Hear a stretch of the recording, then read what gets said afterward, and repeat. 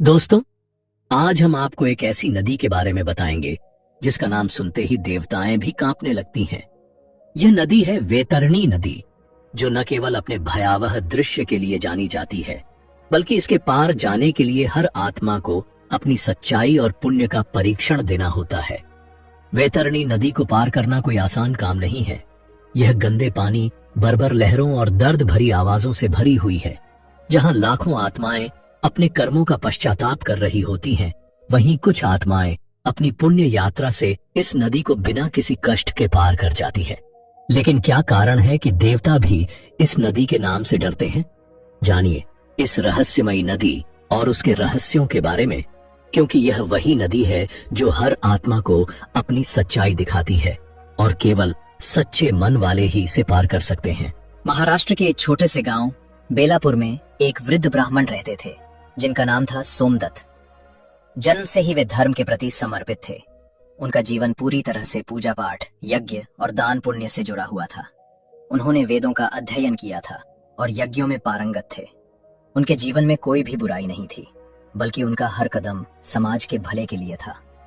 गांव के लोग उन्हें बहुत मानते थे और जब भी कोई दुखी होता वे सोमदत्त के पास जाते। सोमदत्त उन्हें न केवल धार्मिक सलाह देते बल्कि उनकी मदद भी करते थे। समय के साथ सोमदत्त का जीवन भगवान विष्णु की भक्ति में लीन हो गया था। वे प्रातः और सायं तुलसी के पौधे के पास दीपक जलाते और भगवान विष्णु के सहस्त्र नाम का पाठ करते। उनका जीवन संतुलित, शांत और सरल था। उन्हें भक्ति में इतनी गहरी लगन थी कि हर दिन वे अपनी दिनचर्या में इन कार्यों को आदत बना चुके थे। एक दिन जैसे ही सूर्योदय के साथ आकाश में सुनहरी किरणें फैलने लगीं, सोमदत्त ने तुलसी के पौधे के पास दीपक लेकर पहुंचने की तैयारी की। जैसे ही उन्होंने दीपक जलाया, उन्होंने भगवान विष्णु के नाम का जाप करते हुए नमो भगवते वासुदेवाय का उच्चारण किया। अचानक उनके मुंह से नारायण शब्द निकला और यह उनका अंतिम शब्द था। सिर्फ कुछ ही क्षणों में उनकी आत्मा शरीर से मुक्त हो गई। उनका जीवन भगवान की भक्ति में समर्पित था और इसी भक्ति के कारण उनका निधन एक शांतिपूर्ण और दिव्य रूप में हुआ। सोमदत्त के शरीर से आत्मा के निकलते ही एक अद्भुत हल्कापन महसूस हुआ। चारों ओर एक दिव्य और शांति से भरा प्रकाश फैलने लगा। आत्मा ने नीचे देखा तो उनका निर्जीव शरीर तुलसी के पौधे के पास पड़ा था और उनके परिवारजन विलाप कर रहे थे। लेकिन आत्मा को अब किसी प्रकार का मोह नहीं था, क्योंकि वह अब अपने कर्म फल की यात्रा पर निकल चुकी थी। जैसे ही आत्मा ऊपर उठी, उसने देखा कि दो दिव्य पुरुष उसकी ओर बढ़ रहे थे। ये थे यमदूत, लेकिन उनके रूप में वह भयावहता या रौद्रता नहीं थी जैसा कि शास्त्रों में पापियों के लिए वर्णित होता है। उनके चेहरे पर गंभीरता और दैवीय तेज था। एक यमदूत ने कहा, अब आपको यमलोक की यात्रा करनी होगी, लेकिन डरने की कोई बात नहीं है। यह मार्ग कठिन जरूर है, लेकिन आपके पुण्य कर्म आपको मार्गदर्शन देंगे। सोमदत्त ने शांत भाव से सिर हिलाया और अपनी यात्रा की शुरुआत की। पहला पड़ाव था वैतरणी नदी। कुछ ही समय में वे एक भयावह नदी के किनारे पहुंचे। यह नदी काली, गंदी और असहनीय दुर्गंध से भरी हुई थी। लहरों में रक्त, मल और मांस के टुकड़े तैर रहे थे। नदी में अनगिनत आत्माएं छटपटा रही थीं। कुछ डूब रही थीं, कुछ पुकार रही थीं और कुछ अपने कर्मों पर पछता रही थीं। सोमदत्त ने यमदूतों से पूछा, मैंने तो जीवन भर धर्म का पालन किया, फिर मुझे इस गंदे और भयावह स्थान से क्यों गुजरना पड़ रहा है? यमदूत ने उत्तर दिया, हे पुण्यात्मा, यह वैतरणी नदी है जिसे हर आत्मा को पार करना अनिवार्य है। हालांकि केवल वे ही इसे बिना कष्ट के पार कर सकते हैं जिन्होंने गोदान किया हो, जिन्होंने धर्म पूर्वक जीवन जिया हो और जिनका अंतिम समय भगवान का स्मरण करते हुए बीता हो। सोमदत्त के मन में शांति की लहर दौड़ी। उन्होंने जीवन में कई बार गोदान किया था और अपने जीवन को पुण्य कर्मों से भर दिया था। तभी अचानक नदी में से एक दिव्य गाय प्रकट हुई, जिसका शरीर सुनहरे प्रकाश से चमक रहा था। उसकी आंखों में ममता और करुणा का अद्भुत भाव था और उसके माथे पर चंद्र चिन्ह स्पष्ट रूप से दिख रहा था। यह गाय किसी सामान्य गाय की तरह नहीं थी, बल्कि यह एक दिव्य अस्तित्व थी। गाय ने सोमदत्त की ओर देखकर कहा, हे भक्त, आपने जीवन भर मुझे गोदान किया था, अब मैं आपको इस वैतरणी नदी से पार कराऊंगी। सोमदत्त ने गाय की पीठ पर चढ़ते हुए उसके प्रति आभार व्यक्त किया। गाय ने उन्हें सहजता से अपनी पीठ पर बैठने का अवसर दिया और फिर धीरे धीरे चलकर वे दोनों नदी के पार पहुंच गए। सोमदत्त ने देखा कि दूसरी आत्माएं उन्हें बड़ी ईर्ष्या और आश्चर्य से देख रही थीं। वे सोच रहे थे कि यह कैसे हो सकता है कि इस भयावह और गंदे स्थान को पार करने में उन्हें कोई कठिनाई नहीं हो रही है, जबकि वे खुद इसके बीच में संघर्ष कर रहे थे। नदी पार करने के बाद सोमदत्त ने देखा कि उनका अगला पड़ाव एक विशाल भवन था, जिसका द्वार बड़े और भव्य थे। यह चित्रगुप्त का लेखागार था। भवन का आंतरिक रूप अत्यंत भव्य और दिव्य था। वहां की छतें ऊंची थीं और दीवारों पर स्वर्णिम आभूषण लगे हुए थे।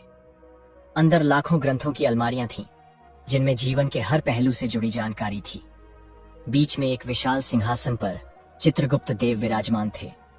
उनके हाथ में एक स्वर्ण कलम थी और उनके सामने एक विशाल ग्रंथ खुला हुआ था, जिस पर वह ध्यान से कुछ लिख रहे थे। सोमदत्त को देखकर चित्रगुप्त ने उनका स्वागत किया और बोले, सोमदत्त, तुमने जीवन भर कई पुण्य कार्य किए हैं। दान, यज्ञ, सेवा और भक्ति के रूप में तुमने जो कार्य किए वे अत्यंत सराहनीय हैं। हालांकि कुछ पाप भी तुमसे हुए हैं। एक बार तुमने एक गरीब को तिरस्कृत किया था, एक बार क्रोध किया था और कभी कभी अहंकार भी प्रकट हुआ था। सोमदत्त ने सिर झुका लिया, क्योंकि उन्हें यह समझ में आ गया था कि जीवन में केवल पुण्य कर्म ही नहीं, बल्कि कुछ गलतियां भी होती हैं जो मनुष्य से अनजाने में हो जाती हैं। चित्रगुप्त ने फिर कहा, लेकिन तुमने विष्णु का नाम स्मरण करते हुए अपना जीवन व्यतीत किया और अंतिम क्षण में नारायण का उच्चारण किया। यही तुम्हारे समस्त पापों का प्रायश्चित है। तुम्हारे जीवन का हर पुण्य कर्म तुम्हें मोक्ष की ओर ले जाता है और तुम्हारा अंतिम कर्म, भगवान का नाम स्मरण, तुम्हारे समस्त दोषों को ध्वस्त कर देता है। फिर चित्रगुप्त ने निर्णय लिया, तुम्हें नरक नहीं भेजा जाएगा सोमदत्त, तुम स्वर्ग के अधिकारी हो। लेकिन उन्होंने यह भी कहा, फिर भी तुम्हें यमपुरी के दर्शन करवाए जाएंगे, ताकि तुम देख सको कि मृत्यु के बाद की यात्रा कितनी कठिन हो सकती है और यह जीवन के अच्छे कर्मों का परिणाम है कि तुम इस स्थान तक पहुंचे हो। सोमदत्त ने पूरी श्रद्धा से चित्रगुप्त का धन्यवाद किया और अपनी यात्रा को आगे बढ़ाने के लिए तैयार हो गए। यह अनुभव उन्हें यह समझाने के लिए पर्याप्त था कि मृत्यु के बाद हर आत्मा को अपने कर्मों का परिणाम भुगतना पड़ता है और अगर जीवन पुण्य और भक्ति से भरा हो तो वह आत्मा निश्चित रूप से स्वर्ग की ओर अग्रसर होती है। सोमदत्त का विश्वास अब और भी मजबूत हो गया कि भगवान के प्रति आस्था और अच्छे कर्म जीवन के अंतिम लक्ष्य तक पहुंचने का सही मार्ग है। तीसरे पड़ाव में सोमदत्त को यमपुरी के दर्शन के लिए एक दिव्य रथ में बैठाकर आकाश में उड़ाया गया। नीचे जो दृश्य थे वे भयावह और कष्टदायक थे। उन्होंने देखा कि एक आत्मा को उबलते तेल के कड़े में डाला जा रहा था और कुछ आत्माओं को कांटों पर गिराया जा रहा था। एक और दृश्य था जहां राक्षसों द्वारा किसी आत्मा को नोचा जा रहा था। सोमदत्त की आंखों में करुणा और दया का सागर था। उन्होंने यमदूतों से पूछा, क्या कोई इन यातनाओं से बच सकता है? यमदूतों ने उत्तर दिया, जो व्यक्ति जीवन को धर्म, भक्ति और करुणा से जीता है वही इन यातनाओं से बच सकता है। गरुड़ पुराण का पालन करने वाला व्यक्ति मृत्यु के बाद इन कष्टों से मुक्त रहता है। यह ज्ञान सोमदत्त को इसलिए दिया जा रहा था ताकि वे इसे दुनिया तक पहुंचा सकें। रथ अब एक नए मार्ग पर बढ़ा और उसने सोमदत्त को विष्णु धाम के द्वार तक पहुंचाया। दूर से भजन कीर्तन की मधुर ध्वनियां सुनाई देने लगीं और वातावरण में स्वर्गिक सुगंध फैलने लगी। पुष्पों की वर्षा हो रही थी और एक शांति का एहसास हो रहा था। यह सब विष्णु धाम के दिव्य वातावरण को दर्शाता था। विष्णु धाम के द्वार पर दो दिव्य द्वारपाल खड़े थे। एक ब्राह्मण श्रेष्ठ ने सोमदत्त को स्वागत किया और कहा, आपने धर्म, भक्ति और दया के मार्ग पर चलकर इस दिव्य स्थान में प्रवेश किया है। अब आप भगवान विष्णु के चरणों में समर्पित हो सकते हैं। सोमदत्त ने हाथ जोड़े और यमदूतों से कहा, मैं चाहता हूं कि मेरे वंशज और सभी लोग भी धर्म के मार्ग पर चलें और इस सत्य को जानें। तभी द्वार खुला और सोमदत्त आत्मा रूप में भगवान विष्णु के चरणों में लीन हो गए। इस यात्रा ने उन्हें यह सिखाया कि मृत्यु कोई अंत नहीं है, बल्कि यह एक यात्रा का आरंभ है। एक ऐसा सफर जो आत्मा की परीक्षा और उसके कर्मों की समीक्षा करता है। मैं आज वैतरणी नदी के बारे में बताने जा रहा हूँ। एक ऐसी नदी जिसे हम अक्सर सुनते हैं, लेकिन उसकी गहराई और रहस्यों के बारे में बहुत कम लोग जानते हैं। यह नदी न केवल एक प्राकृतिक धारा है, बल्कि इसके साथ जुड़ी हुई मान्यताएं और किंवदंतियां भी हैं, जो इसे और भी रहस्यमय बनाती हैं। वैतरणी नदी का मार्ग घने जंगलों, ऊबड़ खाबड़ पहाड़ों और अभेद्य भूमि से होकर गुजरता है। इस नदी का पानी स्वच्छ और ताजगी से भरा हुआ होता है, लेकिन इसके बारे में लोग कहते हैं कि यह नदी केवल उन्हीं लोगों को दिखती है जो सही दिशा में चल रहे होते हैं और जिनका मन शुद्ध होता है। नदी के किनारे कई छोटे छोटे मंदिर भी हैं जहां श्रद्धालु पूजा करने के लिए आते हैं।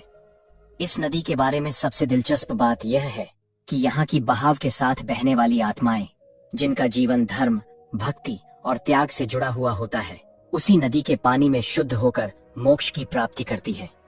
इस नदी का पानी साधक के लिए एक अमृत के रूप में माना जाता है। कहते हैं कि जो व्यक्ति पूरी निष्ठा से वैतरणी नदी के पास आता है और सच्चे मन से प्रार्थना करता है, उसे एक दिव्य अनुभव प्राप्त होता है जो उसे जीवन के वास्तविक उद्देश्य को समझने में मदद करता है। वैतरणी नदी को लेकर एक और बात है जो बहुत कम लोग जानते हैं। यह नदी केवल एक पुण्य का स्रोत नहीं बल्कि एक सजा का प्रतीक भी है। वह लोग जो जीवन में अनैतिक रास्तों पर चलते हैं, जिनका जीवन भ्रष्टाचार, पाप और अधर्म से भरा हुआ होता है, उन्हें वैतरणी नदी के पार जाना एक कठिन यात्रा लगती है। ऐसा कहा जाता है कि वैतरणी नदी के पास पहुंचना उनके लिए किसी बड़ी परीक्षा से कम नहीं होता। जो लोग अपने जीवन में पापों से लदे होते हैं, उन्हें इस नदी के पानी का स्पर्श करने के बाद कुछ अदृश्य शक्तियों द्वारा कड़ी सजा मिलती है। ये सजा केवल शारीरिक नहीं होती बल्कि आत्मा और मन की गहरी त्रासदी को भी सामने लाती है। उन पर मानसिक और शारीरिक यातनाओं का एक दौर शुरू होता है जो उन्हें अपने पापों का एहसास कराता है। कहे जाते हैं कि नदी के तट पर जो लोग अपनी गलतियों का पश्चाताप करते हैं, वही इन यातनाओं से बचते हैं। यह नदी न केवल एक शुद्धता का प्रतीक है बल्कि एक न्याय का भी प्रतीक है जो जीवन की सच्चाई को समझने में मदद करती है। जब तक व्यक्ति अपनी गलतियों का अनुभव नहीं करता, तब तक वे उस मार्ग से बाहर नहीं निकल पाते जो उन्हें मोक्ष की ओर ले जाता है। वैतरणी नदी के किनारे तपस्या करने का भी एक विशेष महत्व है। माना जाता है कि यहाँ पर साधक अपनी आध्यात्मिक यात्रा को पूरी तरह से बदल सकते हैं। नदी के तट पर ध्यान और साधना करने वाले लोग कहते हैं कि यहाँ की हवा में एक विशेष शक्ति है जो उनकी आत्मा को शांति और शुद्धता प्रदान करती है। तपस्वियों का मानना है कि यदि व्यक्ति सच्चे मन से वैतरणी नदी के किनारे साधना करता है तो वह अपनी जीवन यात्रा को सही दिशा दे सकता है। ऐसा कहा जाता है कि यहाँ की गूंजती हुई ध्वनियां और प्राचीन संस्कृत मंत्रों का प्रभाव उन पर एक गहरी छाप छोड़ता है, जिससे उनका आत्मज्ञान और बोध बढ़ता है। यहाँ आने वाले लोग केवल अपने शारीरिक कष्टों से मुक्त नहीं होते बल्कि वे मानसिक शांति और दिव्य अनुभव की प्राप्ति करते हैं। नदी का तट एक ऐसा स्थल बन जाता है जहाँ साधक और श्रद्धालु दोनों ही अपने भीतर के अंधकार को दूर कर प्रकाश की ओर अग्रसर होते हैं। इस स्थान पर साधना करने वाले लोग न केवल स्वयं को शुद्ध करते हैं बल्कि समाज के लिए भी एक प्रेरणा का स्रोत बन जाते हैं। अब वैतरणी नदी का अंतिम सत्य यह है कि यह नदी केवल शारीरिक जीवन के अंत का प्रतीक नहीं है बल्कि यह जीवन के अंत से परे की एक गहरी यात्रा को दर्शाती है। इस नदी के पानी में डुबकी लगाने से व्यक्ति अपने जीवन की असली अर्थ और उद्देश्य को समझने लगता है। यह नदी हर व्यक्ति को यह एहसास दिलाती है कि जीवन का असली उद्देश्य केवल भौतिक सुखों का भोग नहीं है बल्कि आत्मा की उन्नति और मोक्ष की प्राप्ति है। जो लोग जीवन में सच्चे उद्देश्य के लिए संघर्ष करते हैं, वे इस नदी के पास जाकर पवित्र अनुभव प्राप्त करते हैं और उनके भीतर एक नई चेतना जागृत होती है। वे आत्मा की गहराई में जाकर अपने कर्मों का आकलन करते हैं और अपने जीवन को शुद्ध और उद्देश्यपूर्ण बनाने का प्रयास करते हैं। वैतरणी नदी की यह रहस्यपूर्ण यात्रा न केवल हमें जीवन का असली उद्देश्य समझाती है बल्कि यह भी बताती है कि मनुष्य का कर्म और उसकी आस्था ही उसे सही मार्ग की ओर अग्रसर करती है। जीवन में अगर हम सच्चे मन से धर्म, भक्ति और सेवा के मार्ग पर चलते हैं तो वैतरणी नदी की तरह हमारे जीवन का मार्ग भी पवित्र और दिव्य बन जाता है। तो दोस्तों, इस वीडियो को देखकर अगर आपको नरक की वैतरणी नदी के बारे में कुछ नया सीखने को मिला हो तो कृपया इस वीडियो को लाइक करें और अपने दोस्तों के साथ शेयर करें। साथ ही अगर आपके मन में इस विषय पर कोई विचार हो तो कमेंट में हर हर महादेव जरूर लिखें। और हाँ, हमारे चैनल को सब्सक्राइब करना ना भूलें ताकि आपको ऐसे और भी रोचक वीडियो मिलते रहें। धन्यवाद।